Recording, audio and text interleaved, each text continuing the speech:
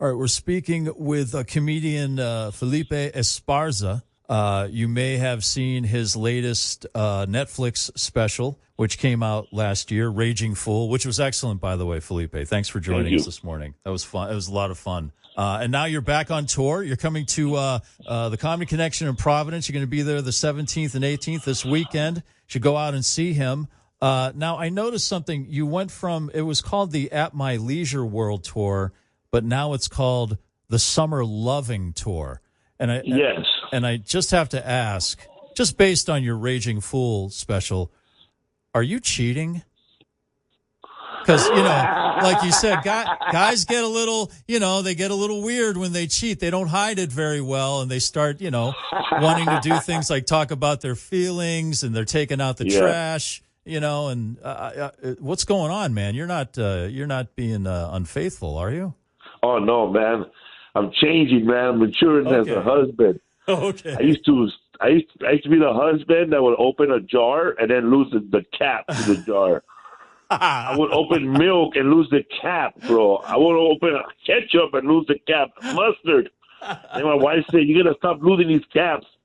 The other day, she was looking for something, and she opened up a drawer and there was a bag full of extra caps. So now, when I don't lose the milk cap, I clean it, I save it in the bag. Whenever I can't find the cap, I have an extra bag of extra caps for mayonnaise, ketchup, sriracha sauce, milk, bottled waters. I'm ready, bro. I'm like I have a cap.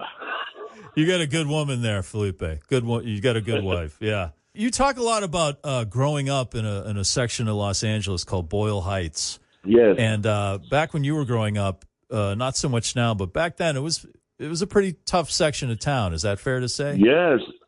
Now it's gentrified. There's homes, not just homies, and because I grew up in a gated community. The windows were gated. The back door was gated. Yes. And then it's funny because my wife, she grew up in a trailer park in Dayton, Ohio. And I grew up in the housing projects, like same situation, right. Except her house had an alarm. Nice. So it was a tough neighborhood. And you talk often about, there was a lot of crime. It was dangerous growing up there.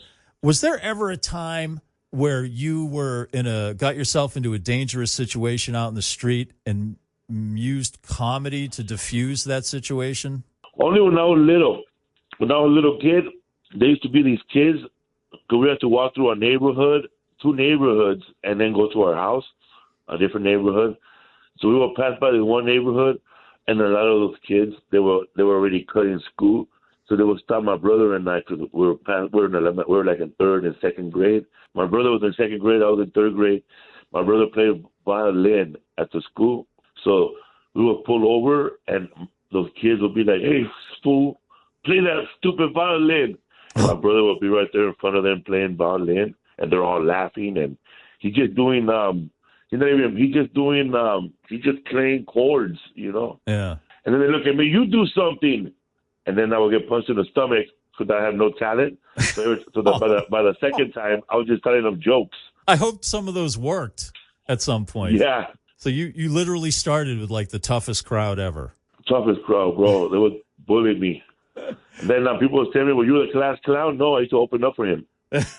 So when did you? When did you actually start like pursuing comedy? When did you realize, hey, I could do this? My brother plays violin. I can get up on stage. I can tell jokes in front of people. When I was in rehab, I was 21. I was in there for substance abuse, like crack and alcohol. 20 years old or 21, I forget. And I was in there for a whole year. And there was this Catholic brother, like Nacho Libre. He's not a priest. He's a brother, I guess. Right. Yeah. He lives in the church, and he came over with cue cards, and he told us to write down 5 things that we wanted to do when we were little, and we didn't know what he was talking about. So I wrote, "I want to be Superman, Batman." He said, "No, write down your goals." So I wrote down my goals for the first time, and there was 5. So number 1, I wanted to be sober. 2, I wanted to go to Italy. I've never been there, but I like Olive Garden. 3, just to be happy. No. Second was be a stand-up comedian. Ah. And third was to travel to Italy. I've never been to Italy. And fourth, I forget what 5 was 4, but 9. No. But, nice reference. so I ended up going to, the next day, when I came out of rehab, I went to a public library, the big one, and I asked the librarian that helped me find stand-up comedy books to learn how to write. So I found this book by Jean Perret, Comedy Writing Step by Step, and then there's old books, man, like old Steve Allen's Tonight Show sets, and I just learned how to write jokes. Wow. Taught myself. Yeah. That's amazing. So, first of all, that's amazing that you taught yourself that. Secondly, comedy basically saved your life. Is that a fair thing to say? Yes, saved my life. I don't know what I was gonna do. I had no skills, just being a security guard or a bouncer or warehouse guy. And it's funny you say, when I was working at a warehouse my whole life, forklift, unloading packages into my car, getting in trouble. When I was on Superstore, I thought that I was going to get a job like Amy Ferreira, America Ferreira, walking around the store like a regular cashier. Man, I ended up being the first warehouse guy of the show. So Wow. I ended up quitting my job as a warehouse guy to play a warehouse guy on TV. I think they call that method, right? Isn't that what that is, man? Method actor. You're like Daniel Day-Lewis, man. My left foot. I shot my left foot. Well, that's amazing. And then you also worked at Dodger Stadium too, right? Yes, as a concession stand, and I used to sell souvenirs.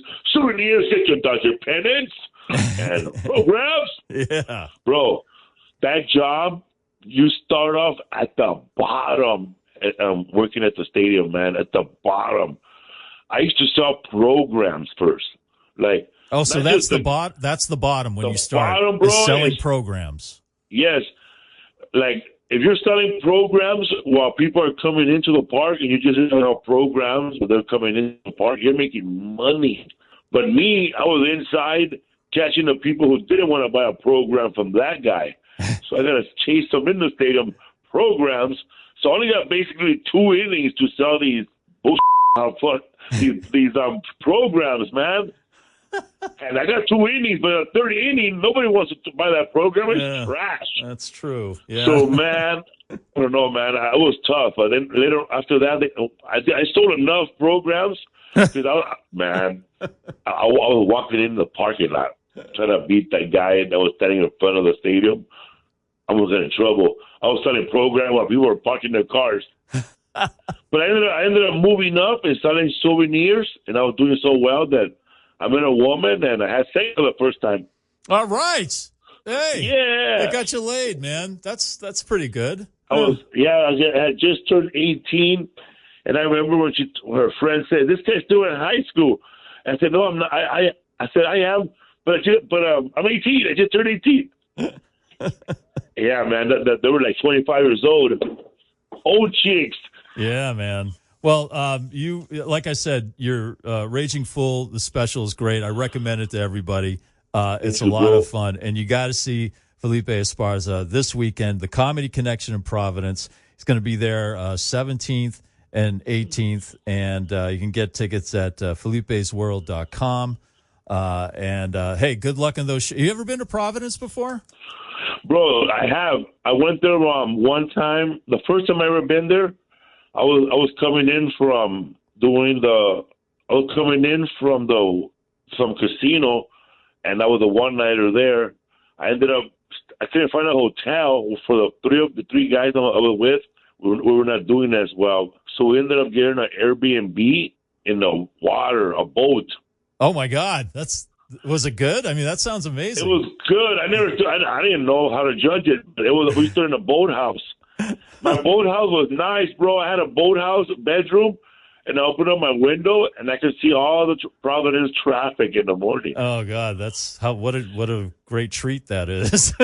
Yeah, and then my friends were one of them had a top loft, and the other guy had a sofa couch, and we were right in front of that bar where they shot Something About Mary. Oh, no way. Oh, so you're right there where they do like fire and ice and everything. Oh, wow. Yeah, that was That's right cool. there, bro. Yeah. And then the other time we were by the Hilton Garden next to the Narragansett beer brewery.